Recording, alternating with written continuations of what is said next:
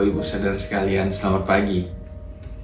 Jumpa lagi dengan saya. Pada hari ini kita akan bersaat teduh bersama-sama kembali. Saya akan menemani Bapak Ibu Saudara. Kita persiapkan hati kita terlebih dahulu ya. Kita masuk di dalam doa.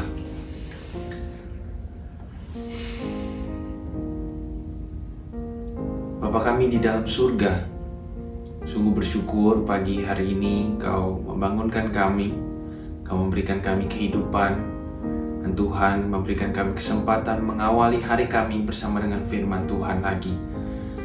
Terima kasih Tuhan untuk hari ini, dan tolong berkati waktu ini, tolong bimbing kami, didik kami ya Tuhan di dalam firman-Mu, berkata-katalah kepada setiap kami.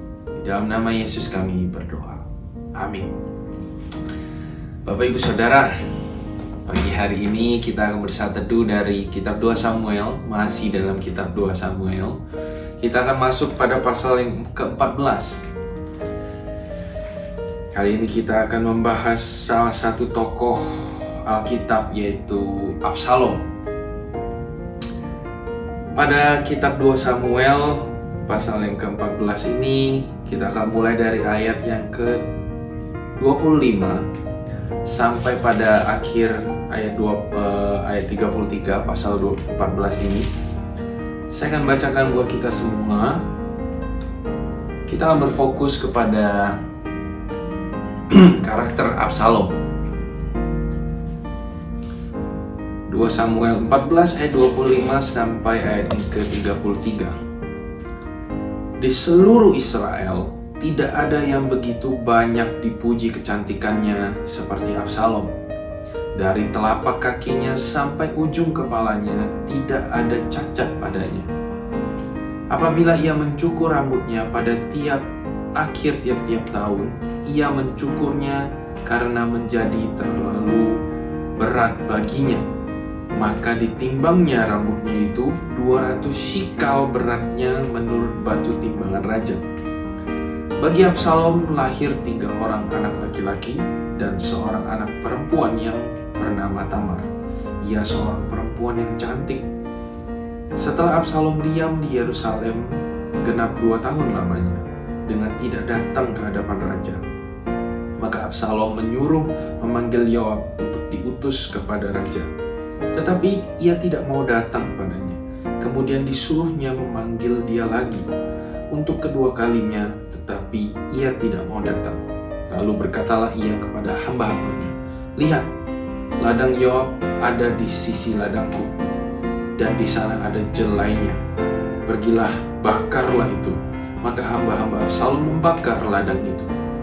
Lalu Yoab pergi mendapatkan Absalom ke rumahnya dan bertanya kepadanya, "Mengapa hamba-hambamu membakar ladang kepunyaanku itu?" Jawab Absalom kepada Yoab, "Ya, aku telah menyuruh orang kepadamu mengatakan, datanglah kemari, supaya aku mengutus engkau kepada raja untuk mengatakan, apa gunanya aku datang ke Gesur? Lebih baik aku masih tinggal di sana. Maka sekarang aku mau datang ke hadapan raja. Jika aku bersalah, biarlah ia menghukum aku mati." Kemudian masuklah Yoab menghadap raja dan memberitahukan hal itu kepadanya. Raja memanggil Absalom dan ia masuk menghadap raja, lalu sujud ke hadapan raja dengan mukanya ke tanah. Lalu raja mencium Absalom. Sedemikian jauh pembacaan firman Tuhan. Absalom adalah orang yang dicatat oleh Alkitab dalam ayat yang ke-25 tadi. Tidak ada yang begitu banyak dipuji kecantikannya seperti Absalom. Dari telapak kakinya sampai ke ujung kepalanya tidak ada cacat padanya. Orang ini digambarkan Alkitab sebagai orang yang tidak ada cacat di dalam rupanya. Sebagai seorang laki-laki, dia orang yang paling ganteng, bahkan lebih cantik daripada para wanita pada saat itu di Israel. Tentu dia ini menjadi seorang idol atau boyband Israel. Dia menjadi idola bagi para gadis pada saat itu pastinya. Dan kita tahu kalau dari luar, Absalom ini pasti seperti orang yang nyaris sempurna. Di mata orang, orang ini wah perfect. Dia memiliki karisma, dia memiliki kemampuan kepemimpinan, banyak bakat di dalam dirinya. Alkitabnya mengatakan dari luar semua itu kelihatannya orang ini cocok menjadi seorang raja. Tetapi kita tahu di pasal-pasal berikutnya ternyata bukan Absalom yang menjadi penerus Raja Israel. Kisah yang kita baca barusan terlihat bahwa Absalom ini hanya dari luar saja kelihatan sempurna, tetapi dari dalam hatinya dia bukanlah orang yang baik. Contoh kisah yang kita baca barusan, dia ingin bertemu dengan raja, itu ayahnya sendiri. Dia ingin bertemu dengan Daud. Pada saat itu sudah 2 tahun gak ketemu sama raja. Dan dia memanggil Yoab untuk membawa pesan kepada raja bahwa Absalom ini ingin ketemu dengan raja. Tetapi Yoab nggak mau datang. Yoab tidak datang di hadapan Absalom. Absalom sudah nunggu. Dia bukan kembali memanggil Yoab dengan baik-baik, tetapi dia mengejar apa yang dia mau dengan satu hal yang kurang baik menurut saya. Dia membakar ladang orang lain. Dia membakar ladang Yoab cuma supaya Yoab datang. Kalau kita mau manggil tetangga kita tidak mau datang ke rumah kita. Tetangga kita tidak mau menolong kita. Lalu apa yang kita lakukan? Kita bakar halaman rumah tetangga kita. Lalu tetangga kita baru datang kepada kita. Apakah itu hal yang baik? Tentu bukan, Bapak Ibu Saudara. Dan itu yang dilakukan oleh Absalom. Bukan cuma itu, dari pasal-pasal berikutnya kalau kita baca, Absalom ini memang gantengnya di luar, di dalam nggak begitu ganteng. Dia punya ambisi, kalau di kisah ini ambisi ingin bertemu dengan raja. Di pasal-pasal berikutnya dia punya ambisi untuk menjadi raja. Dia ingin mengambil tahta Raja Daud, dia ingin menjadi Raja Israel. Tetapi ketika dia tahu bukan dia yang menjadi raja, bukan dia yang menjadi penerus raja, hati dia kecewa.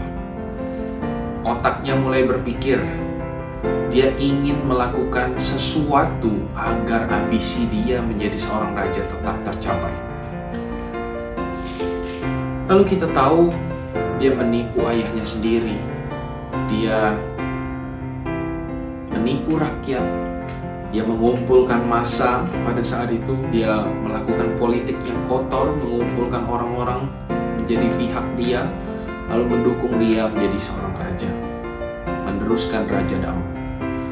Tentu ini bukan hal yang baik. Dari luar kita tahu Absalom ini berpotensi menjadi seorang raja, berkarisma, memiliki kemampuan kepemimpinan yang baik. Buktinya dia bisa mengumpulkan massa pada saat itu. Tentu kepemimpinan dia baik dan memiliki bakat-bakat tertentu. Tetapi Tuhan tidak memilih dia menjadi seorang raja. Tuhan memilih Salomo pada saat itu. Pertanyaannya, kenapa? Bukankah kalau dari luar Absalom terlihat lebih baik, lebih cocok menjadi seorang raja dibandingkan Salomo? Secara mata manusia memang betul Absalom memenuhi kriteria menjadi seorang raja. Tetapi dari mata Allah sendiri, Allah melihat hati Absalom. Di tengah kemahatauan Allah, Allah melihat bahwa Absalom bukan orang yang baik, bukan orang yang cocok memimpin umat Allah. Gawat kalau orang yang jahat seperti itu bisa memimpin umat Allah pada zaman itu. Maka dari itu Allah tidak memilih dia. Bapak Ibu Saudara, kita memang bukan manusia yang nyaris sempurna seperti Absalom. Kita banyak kekurangan, tetapi tentunya Tuhan memberikan kita kelebihan-kelebihan tertentu. Kita diberikan skill-skill tertentu di dalam hidup kita, keahlian-keahlian tertentu. Dan sekarang tanggung jawab kita untuk memakainya, apakah kita akan pakai tanggung jawab itu di hadapan Tuhan untuk hal yang baik, untuk hal yang memuliakan Tuhan, atau kita juga pakai seperti Absalom, hanya untuk memenuhi ambisi kita secara pribadi, bahkan kita rela memakai kelebihan-kelebihan kita untuk sesuatu yang kotor. Rasul Paulus mengajarkan kepada setiap kita bahwa ketika kita makan, ketika kita minum, ketika kita melakukan sesuatu yang lain, apapun itu, lakukanlah semua itu untuk memuliakan Tuhan.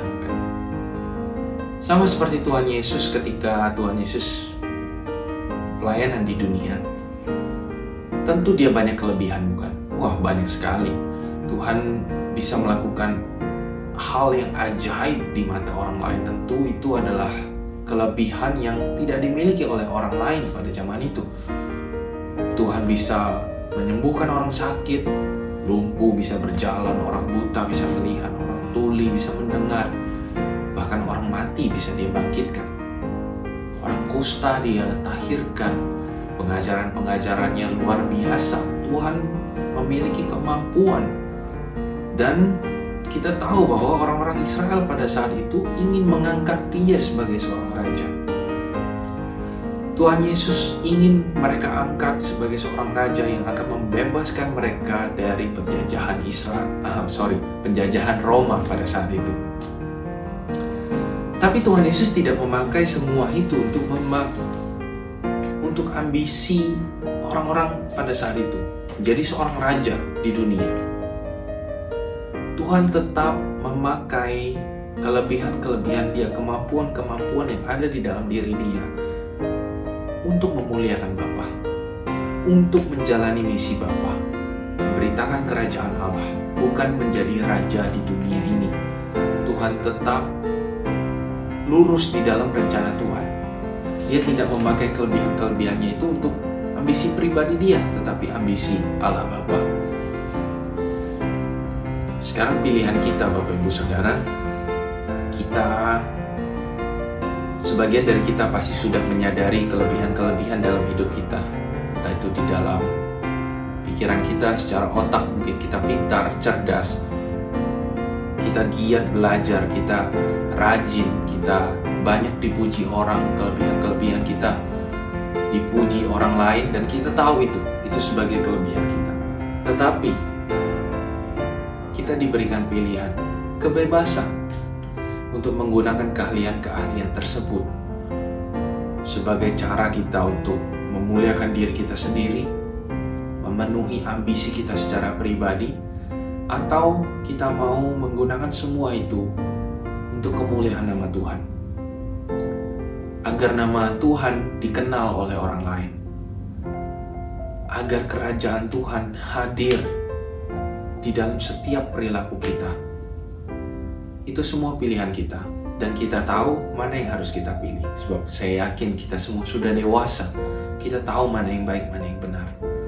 Kiranya Tuhan memampukan kita untuk tetap melakukan firman Tuhan. Tuhan yang memampukan kita untuk menggunakan keahlian kita demi kemuliaan nama Tuhan. Amin. Bapak Ibu Saudara, mari kita bersama-sama berdoa memohon pertolongan Tuhan atas firman Tuhan yang telah kita dengar pagi hari ini. Bapa kami di dalam surga, firman-Mu telah kami dengar. Terima kasih atas didikan-Mu, dan kami tahu apa yang harus kami lakukan, Tuhan. Tuhan, ajari kami untuk menggunakan, untuk memakai karunia-karunia yang Kau berikan kepada kami untuk kemuliaan nama-Mu. Ampuni kami jikalau kami selama ini pernah menggunakan karunia-karunia yang Kau berikan pada kami untuk kemuliaan diri kami sendiri. Tuhan, ampuni dosa kami.